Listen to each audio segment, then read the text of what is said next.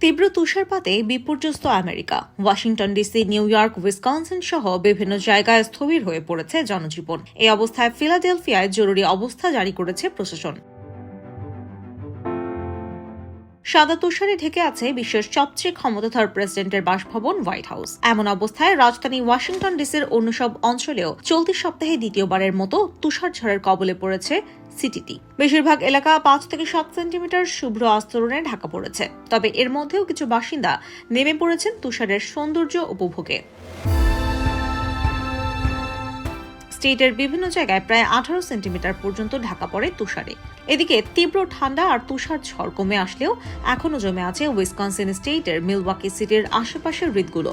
হিমাঙ্কের নিচের তাপমাত্রায় তৈরি হয়েছে এই পরিস্থিতি।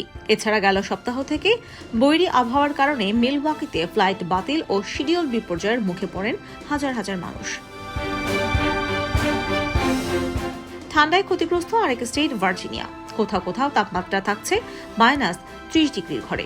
এছাড়া কেন্টাকি স্টেটের রেড রিভার জর্জ এলাকায় তীব্র তুষারে আটকে পড়া 4 জনকে হেলিকপ্টারের সাহায্যে উদ্ধার করেছে স্থানীয় police. iBTV USA, new York.